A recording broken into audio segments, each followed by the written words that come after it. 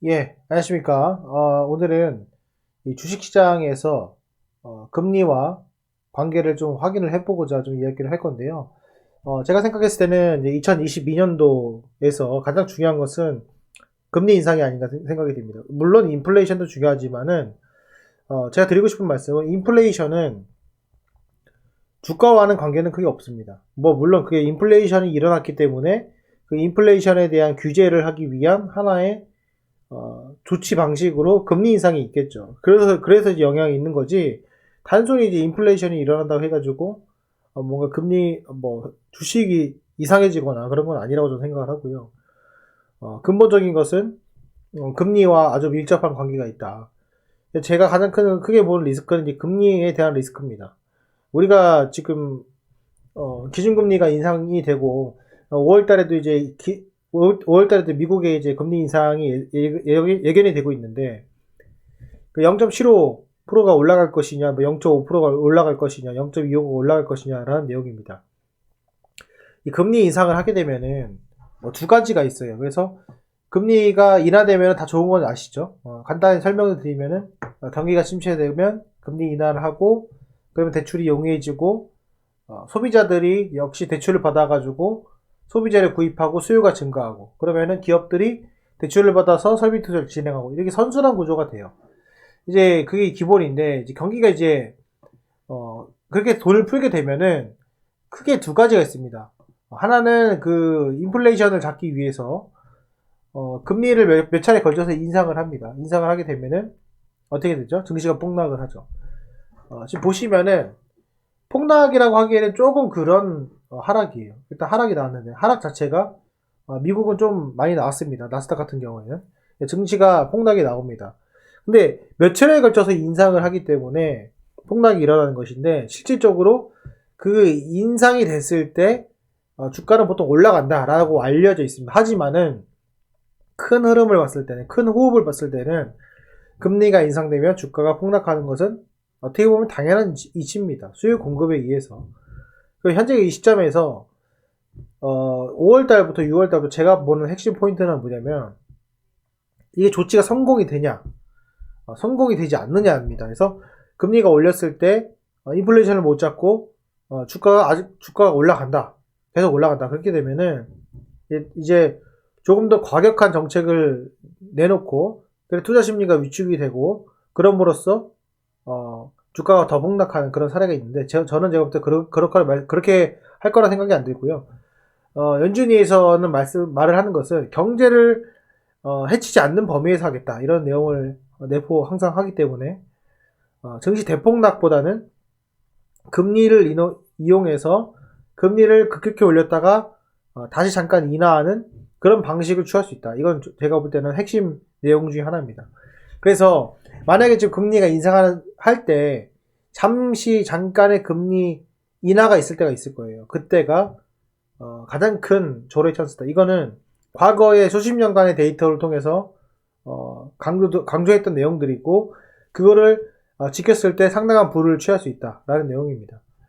금리가 다시 인하할지 모르겠지만, 만약에 0.75%가 올라가게 된다면은 주가에 강력한 충격을 주게 되고, 그 이후에 다시 금리가 인하하면서 가장 큰 저점을 만들지 않을까. 이게 가장 큰 최악의 시나리오라고 볼 수 있습니다. 그래서 저는 아직도 좀 기회가 남았다고 생각이 들고, 최근에 테슬라건 엔비디아건 지금 최근에도 넷플릭스가 좀 급락을 했죠. 이런 것처럼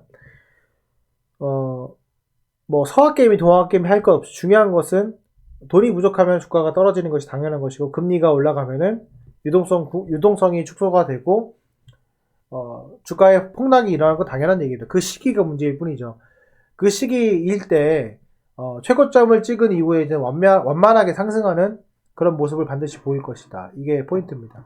그래서 금리가 지금 올리고 있는데, 이걸 이제 조치가 했을 때 이제 실패하냐 성공하냐에 따라서 갈린 길이 있는데, 제 생각에는 실패하지는 않을 것 같습니다. 왜냐면은 좀 더 강력하게 하겠다라는 의지가 좀 강했기 때문에, 잡겠다라는 의미가 강하기 때문에, 이게 만약에 일시적으로 성공을 했을 때는 또 다른 기회가 될 수 있다. 만약에 이게 실패했을 때는 정말로 이제 암흑기가 되고, 경제 뉴스를 계속 좋게 내더라도 주가는 계속 하락하고, 금리를 인하해도 소용이 없습니다. 왜냐하면 이미 인플레이션 때문에 임금이 올라가고 다른 것들이 원자재 값이 올라갈 때 올라갔기 때문에 주가는 계속적으로 장기적 하락 그리고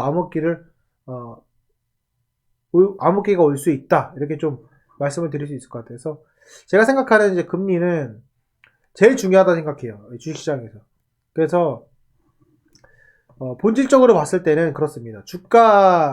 주가는 금리와 아주 밀접한 관계가 있어요. 정말로 제일 밀접한 관계가 있다고 저는 봅니다. 어떠한 것보다도.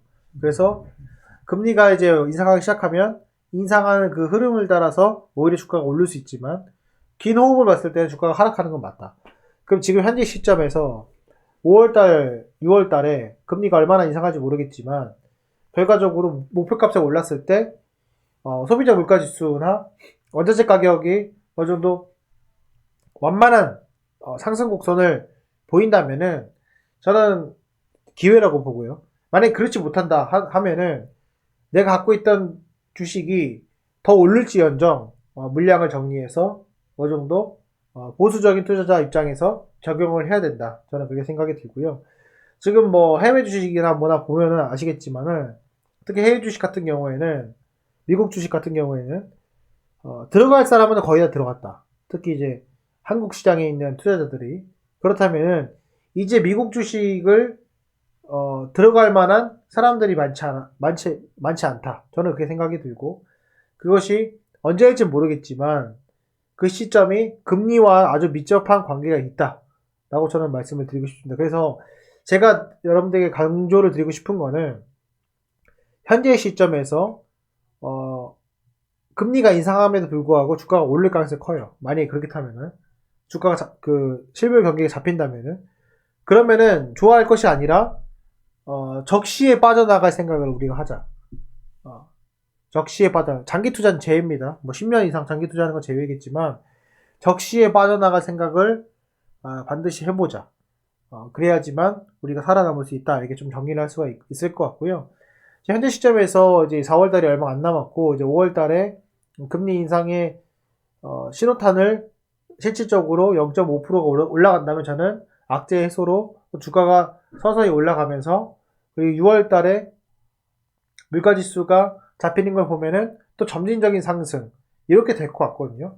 그렇게 되면은 상당히 그 희망찬 분위기에 젖어들 수가 있어요. 근데 이런 것들을 조금 냉정하게 생각해서 적시에 빠져나간다는 생각을 가지시면서 2022년도는 좀 보수적으로 접근하시는 것이 좋지 않을까 생각이 들고 뭐 금리와 주식과의 관계, 금리와 부동산의 관계보다 더 중요한 것이 주식과의 관계입니다. 주식시장과 아주 밀접한 관계가 있기 때문에 이 점은 여러분들이 인과관계를 반드시 파악하시고 특히 이럴 때 인과관계에 가장 많이 노출이 되는 것이 이 뉴스입니다. 뉴스와 좀 거리를 멀리 하시면서 본인만의 소질이 있는 그런 투자를 하시면 좋을 것 같습니다.